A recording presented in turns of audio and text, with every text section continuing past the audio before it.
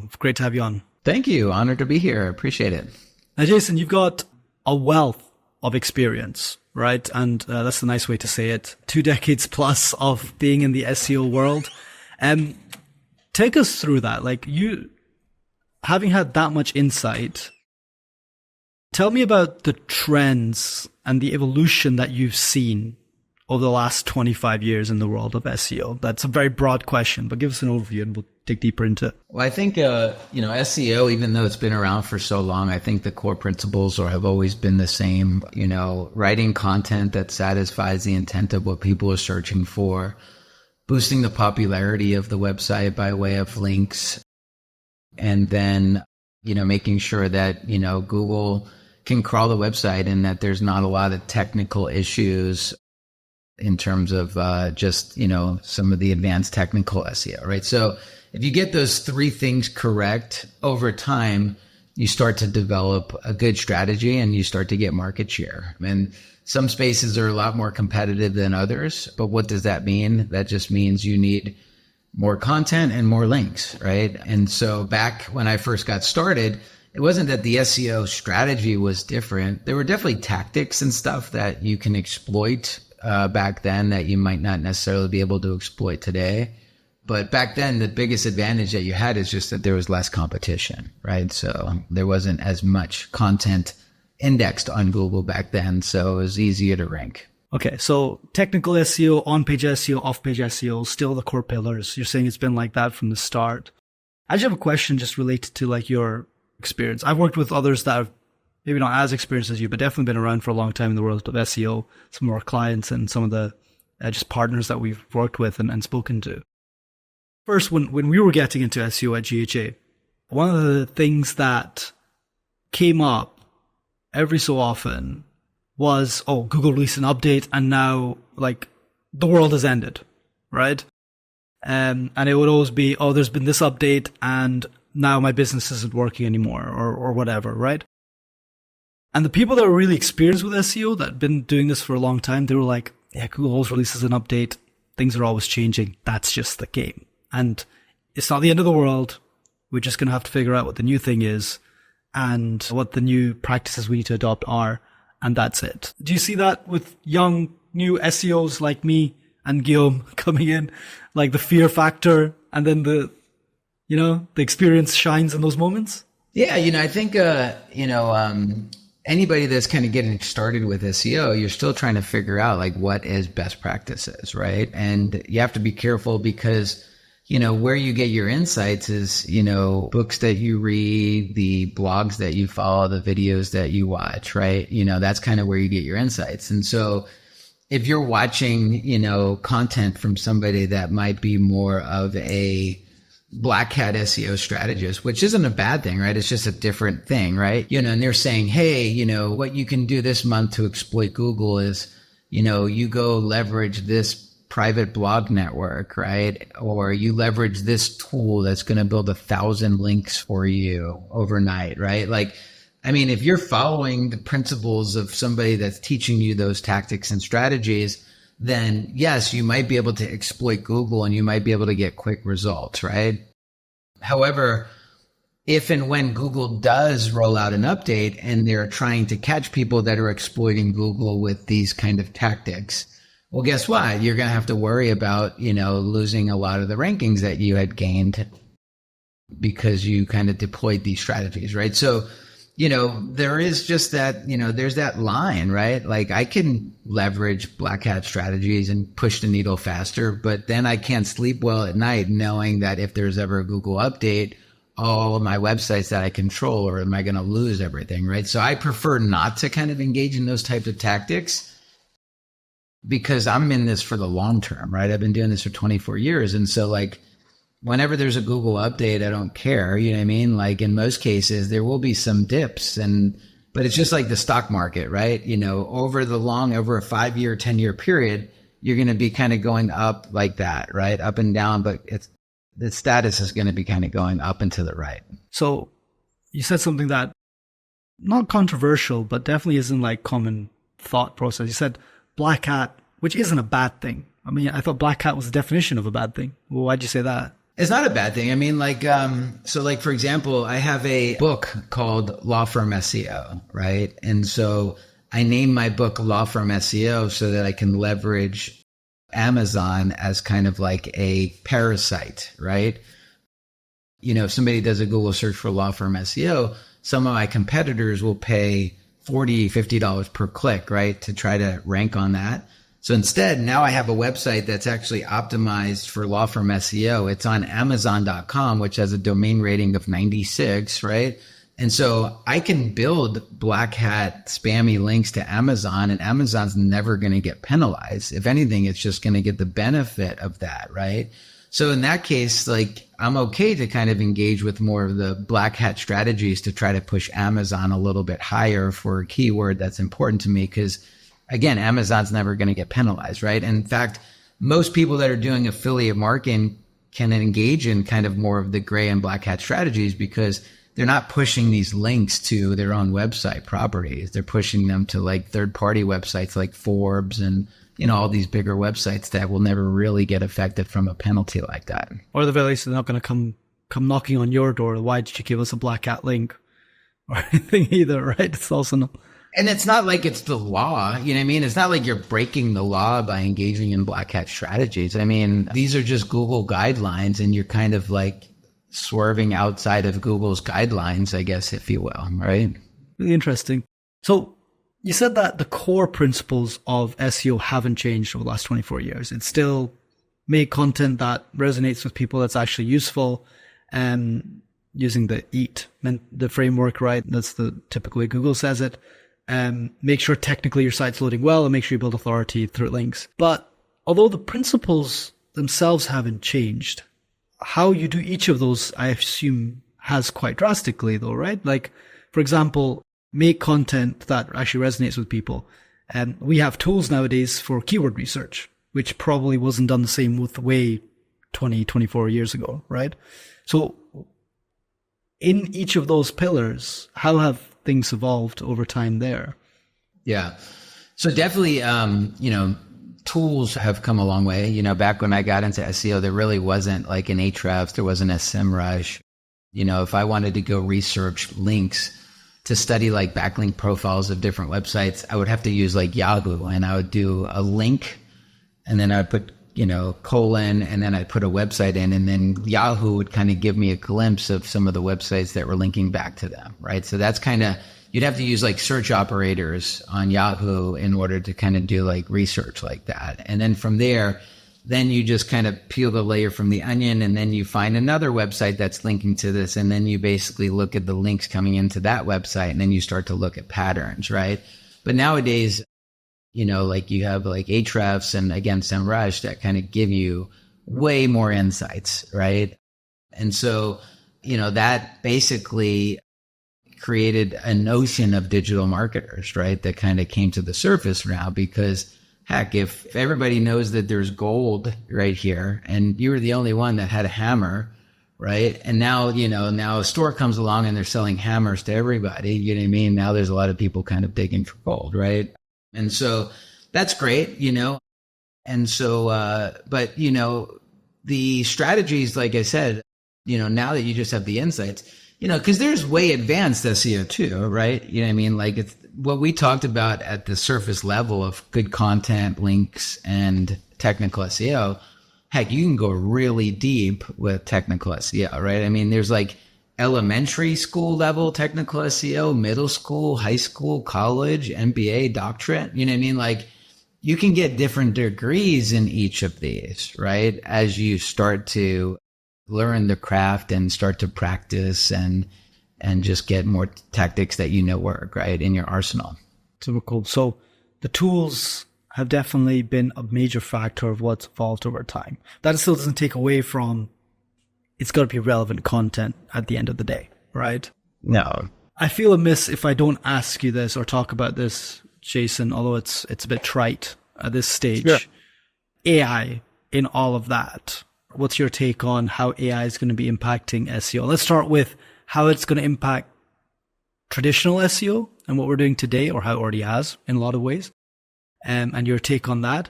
But then I also want to dive into like AI search And if you have any thoughts on that as well. So I think, AI, when it first came out, and AI has been around for a long time. I mean, Google has something called Cloud Vision that's been around for 7 years. And that's like Google's AI version on how they can understand confidence levels of photos and stuff, right? So AI is not really a new thing. It's just been brought to the surface with tools like ChatGPT and Gemini and all these other ones now, right? So AI, you can either look at AI as a threat or an opportunity, right? There's some people that are looking at it as a threat, oh my God, our industry is ruined, et cetera, et cetera. Whereas if you look at it more of an opportunity, and start to run a lot of experiments and just look at innovation, then AI can be a wonderful thing. We're using AI now to translate websites into multiple languages. And we're using AI to create advanced schema. We're using AI to write content. We're using AI to basically act as kind of an editor for a lot of the content that we publish on our clients' websites. So every single client has a different profile. Some clients might say, you can never use the word experienced, right? That might just be their personal kind of preference, right? Well, guess what? We use AI so that if we're ever going to publish a page of content on that client's website, and it uses the word experience, it's going to flag it, right? So boy, it saves us so much time and it makes us that much more efficient. So for us, we are loving AI for sure. Now, in terms of where is the threat of AI? Sure. AI is taking up some real estate on Google. I think the jury's still out as far as will people trust AI yet? Because I think people realize that the answer is AI, right? So will people trust that answer knowing that it's actually AI that's answering the question, right? Because it's very clear that this is Google's AI that's answering it. It's not a doctor, right, that went to medical school that's answering this question about my disease that I potentially have, right? So I'm probably going to kind of dig a little bit deeper and maybe land on a page like a medical university or something, and then maybe watch a video of a doctor that has 25 years of whatever it is disease that I'm researching, right? So I think really what is going to make more of a human connection is the use of video. And so I think video will be important to create a separation between just AI and human beings, I don't know. Those AI avatars nowadays in video are getting crazy realistic as well. That's true too, right? So, you have to be careful of that. I think Google will get a lot more sophisticated on that too, with schema and document association. And because otherwise, yeah, you're right.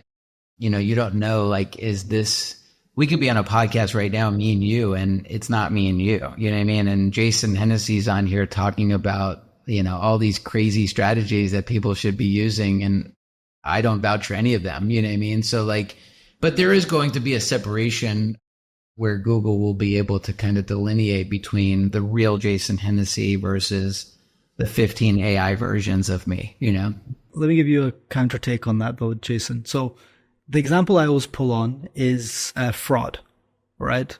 Fraud and cyber attacks, let's say, right? It used to be said, okay, don't worry, people are going to get better at detecting fraud, and we're going to get all these tools to detect fraud, and AI is detecting fraud as well for us and everything like that. But then on the other side, the fraudsters got smarter as well. And actually, fraud cases have only gone up, even though we're developing all these tools to detect fraud. So over time, fraud has only risen. And the reason for that is because it's this traditional evil versus good cat and mouse chase at the end of the day. The AI is going to keep getting better, and therefore the tools to detect them are going to have to keep getting better, but they're always playing defense, right? Versus the fraudsters or the people that are trying to cheat the system. It's like black hat SEO, right? There's always a new black hat SEO method even after Google plugs the hole, because it's just whack-a-mole on their side. Exactly right. Yep, exactly right. Yep.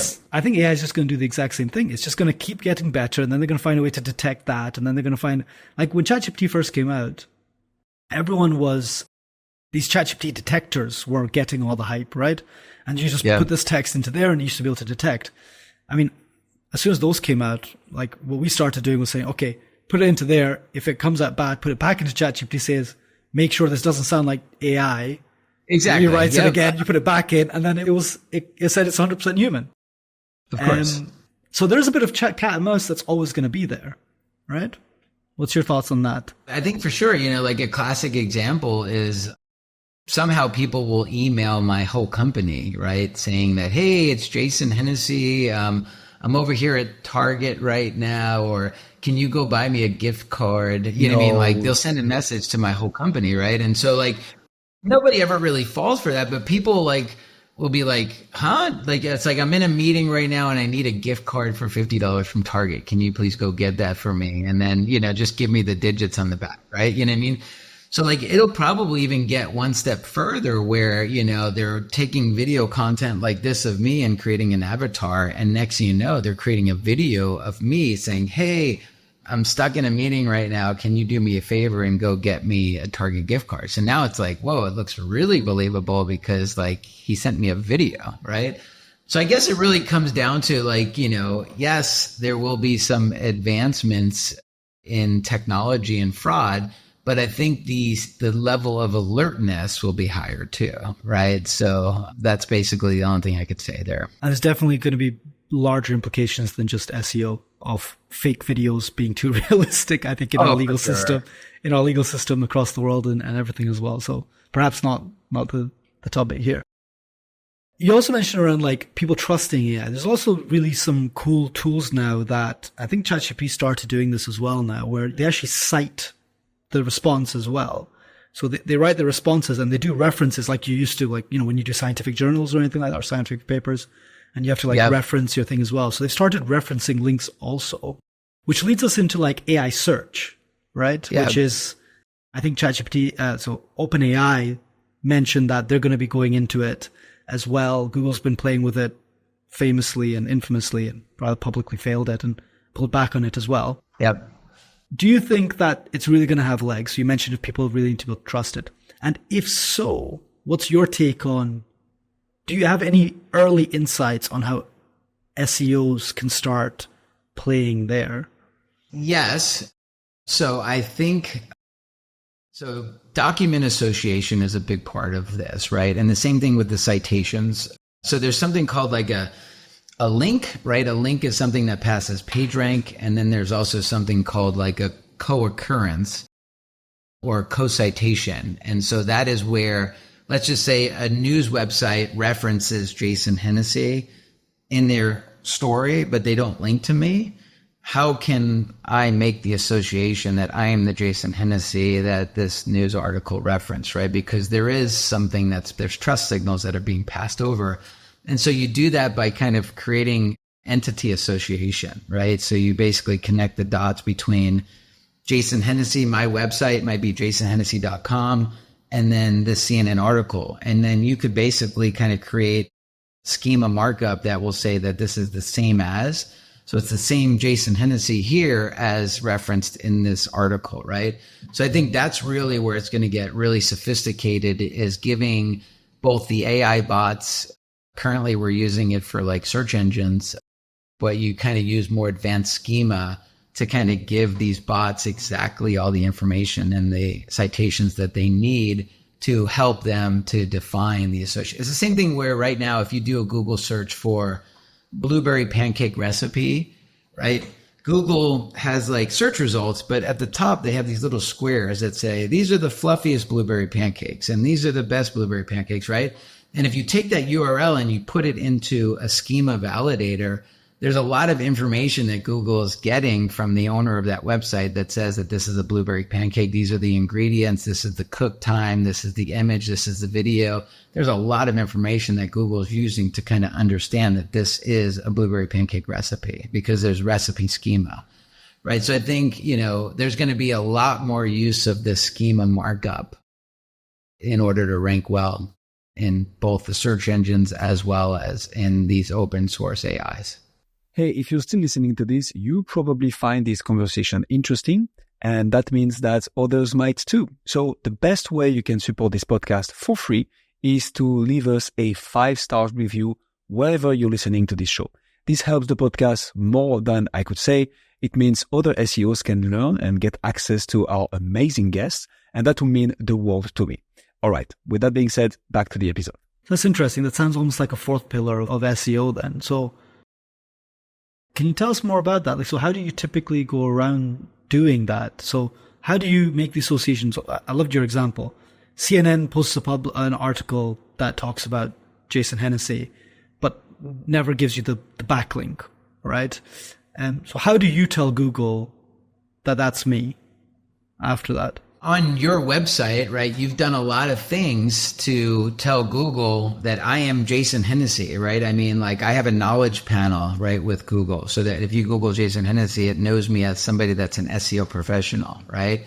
Why do they know me as an SEO professional? Is because there's so many over my past 24 years.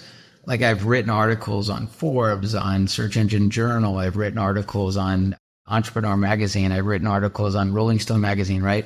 Like I've created a lot of video content that talks about SEO, right? So there's all of these signals from all over the web that confirm that I am Jason Hennessey, right? And so if I can link the knowledge panel that Google knows is me to my website and create that association. So now Google understands that the Jason Hennessey, it's the same thing like if I was Brad Pitt, right? You know, if I was Brad Pitt and I'm the movie actor, I'm not Brad Pitt, the accountant from Chicago, right? I mean, like it creates the association. And so now on Brad Pitt's website or on Jason Hennessey's website, now I can actually add schema that says, oh, there was an article reference about Jason Hennessey on CNN. I am the Jason Hennessey that they're referencing. Here's something called a same as link. And so in the schema, I basically include a same as link that tells Google or any AI bot that I am the same Jason Hennessey that was referenced there. Okay. That's super interesting. So it's about all the other signals as well that keep validating to Google what you're saying there. And is that just... It's a lot of work though. It's not like most people just kind of like SEO just kind of happens naturally, right? Oh, somebody links to you, you get the link credit. You know what I mean? Sometimes you're trying to manipulate results by getting links, right? You know what I mean? But at the end of the day, like it's kind of just happening naturally, right? Google is starting to understand who you are and what you're relevant to. And this is really now you have to be more proactive, right? And so you're going to have to start to give, you know, the search engines and the bots that are crawling the web more insights into who you are and what you do. Really interesting. Super cool. So indeed, but it sounds like a lot of work as well. And I guess that's not all just written content. You don't just need to publish a bunch of articles. Stuff you said around like the metadata, the stuff around, I like the example you give of the images, because that I think makes it clear to people. Like obviously it doesn't say on the image blueberry pancake, but everything associated with that image gives blueberry pancake signals to that image. So it's the URL of the image, it's the metadata of the image, it's the meta description around that image, it's the et cetera, right? Is that right? Yeah, there's like, you'd be like shocked to know how much insights you can give, you know, Google just related to a blueberry pancake recipe that might take 20 minutes to make. I mean, you might be able to spend 4 hours like documenting every little detail about that. And, you know, but once it's done, now you have a competitive advantage because there's not a lot of people that are going to spend 4 hours to give Google crystal clear insights into like every little detail and step about this. Like, here's step 1, take the eggs, right? And they got a picture of you holding the egg. And then you basically tell Google that this is the image of step 1 where somebody's breaking the egg. You know what I mean? Like it can get that specific. Super interesting. Very, very interesting indeed. Jason, I want to move on to this concept of the honest SEO, right? Which is the title of your other book as well. What was the inspiration for you to name it on? So the law firm SEO sounds like a great tactic to get, you know, ranking high for that book on Google using Amazon. Was honest SEO sounds, well, at least on the surface, doesn't seem to be doing the same thing. Why'd you name it that, and why'd you go about? Tell us more about that project. I've been in this space for a long time, and I've seen both good practitioners and I've seen some bad actors in the space too, right? And sometimes the bad actors aren't intentional, like they're not actually trying to spread misinformation. Sometimes people are in the world of faking it until they make it, right? And so, in fact, I was in that world 20 years when I was first getting started, and if I were to write a book in 2001 about SEO, it probably wouldn't have been a good book, right? Because I didn't have enough knowledge or insights, right? So here we are 24 years later, and, I've gotten my clients results. Like I've probably generated over $1 billion in value to my clients, right? And so in one of the most competitive spaces too, I do a lot of work in legal in the United States, right? And so here I am, I have, practical experience and insights. And so I wanted to create a book where it's like, hey, listen, forget a lot of the stuff that you may have heard about SEO. This is just my personal experience. It's my honest take about what it takes to rank a website on Google, right? And so when I was kind of thinking of a name, I just couldn't decide. I was toying between all kinds of different ideas. And then I literally opened up a book. I've got a book, and it's like a book that talks about like words that sell, I think is the name of the book. And so I was like, give me some guidance here. Like, show me a sign here. And so I opened up the page, and the first word that I saw was honest. And I'm like, maybe there's something there. And so that's why I decided to call it Honest SEO. So a lot of bad actors out there, but also just a lot of people faking it till they make it, because they kind of need to as well. Yeah.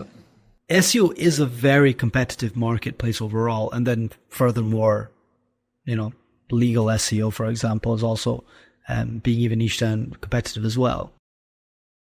How do you stand out in a space like that, especially at the start? So now you can stand out because you just have so much goodwill, testimonials, case studies behind you. Because I know you do a lot of other like business content in general for entrepreneurs and people out there. Most people listening are people interested in SEO, so they have a business that they're trying to promote. Sure. How do you stick out in a competitive landscape like that? At least what's your philosophy on it? So, for me, just niching down in one industry was very important, because once you start to niche down like that, a lot of the results that you get for one client, you can start to leverage the same strategies that you deployed for one client for another client in maybe a different market. Then you start to get on calls with these people and you start to speak their language. You start to understand their vernacular. Then you start to go to the conferences and you start to associate with other people in the industry. And then people refer you more clients, or you start to meet people that might not do SEO, but maybe they do funding, or they provide chat services, or they provide like legal help or intake consultation, right? And so now you're like connected to other people in the industry, and not only you're helping your client with SEO, but you're also saying, oh, you might need help with chat. Oh, let me give you my introduction to this person, or you might need help here. And so you're basically kind of now like woven into this web of this one world, right? Then once you start to build authority, now you're being asked to speak on stage at these conferences, right? And so now you are a thought leader in these spaces because you've earned the reputation, right? And then you write a book on a topic, and then that book starts to go, spread within the industry. In fact, I mail out probably about 500 books every month for free. So I don't ask people to buy it. So if there's a law firm or somebody that's working as a marketing director in a law firm and they want a copy of my book, there's Facebook ads that are running right now that you will probably see, and you just fill out a form and we're going to mail you out a book. I probably spend between $10,000 and $20,000 a month shipping out free books to people. I don't have to do that. I do it just because I like to give back and I like to educate the market. And there is a chance that if somebody reads the book and they get some information and insights from it, A, they're either going to work on it themselves, B, they're going to hire an agency and not get taken advantage of, which is the reason why I wrote the book, or C, maybe they might hire me, right? Or my agency, right? So, there's only good that can come from giving out books like that. I love that. Great philosophy. Given how big on give a bunch of free value as much as you can. And then, like I said, like you're then at least the guy that had all that value to give, and you build his goodwill. And it's definitely a winning business strategy overall. Two things on what you said there. One is I had a mentor once say to me, exactly around what you were saying there. And they said, you can go to an SEO conference and be the law firm SEO guy. It's not that powerful. But you can go to a law firm conference and be the SEO guy, right? Which is like way more powerful, right? Sure. It's like because you're the guy that does SEO in a room full of law firms, right? And so you're like the expert by default, but you're not going to get that at an SEO conference. You're just going to be part of the crowd. In my train of thought, I've forgotten the second one. So editors, cut that out.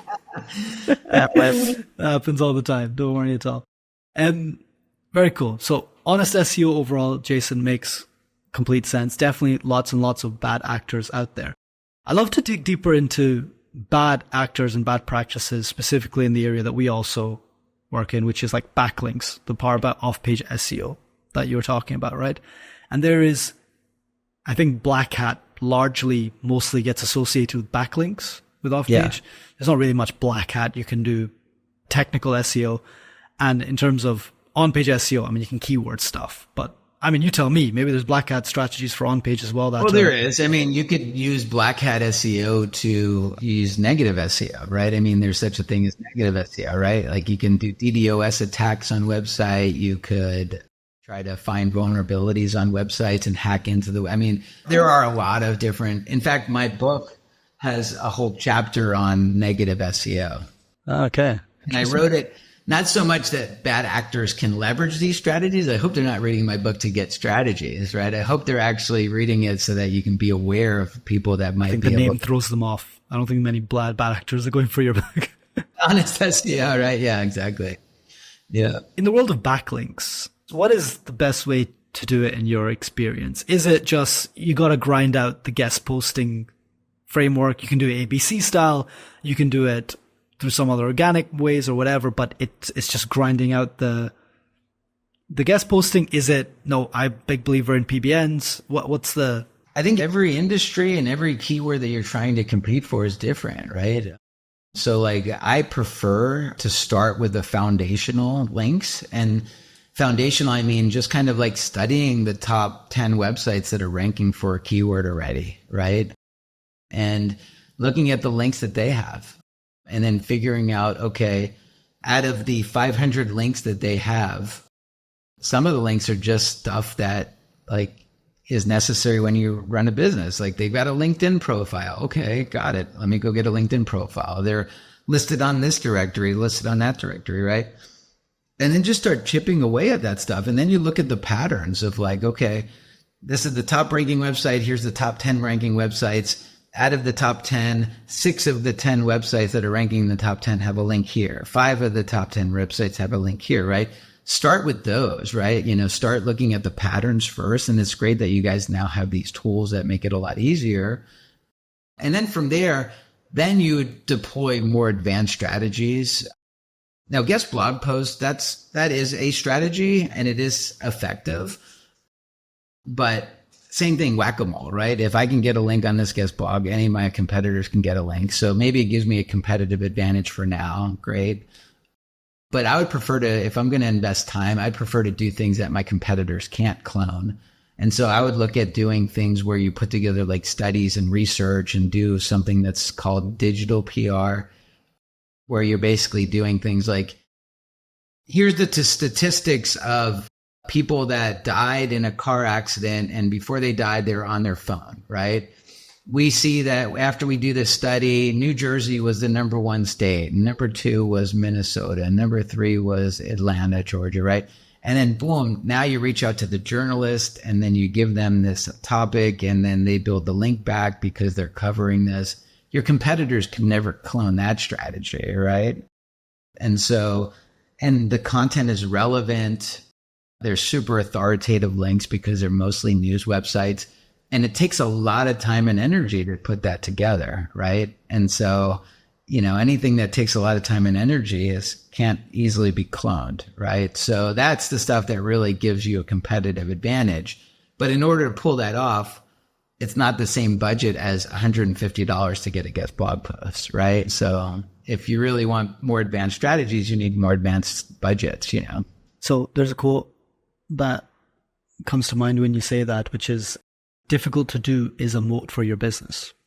Correct. Simple as that. So that, by definition, the harder, I think also in the CEO of NVIDIA has a similar thing as well, where he says, it was damn hard, but that's why I know no one else is going to be able to do it, to be able to build what we've built. I tell you what, like, I love it. Like, me as a CEO of my agency, you know, we've gotten past a lot of hurdles, right? You know, so my agency going from 0 to 1 million, 1 million to 5 million, 5 million to 10 million, 10 million to 20 million, right?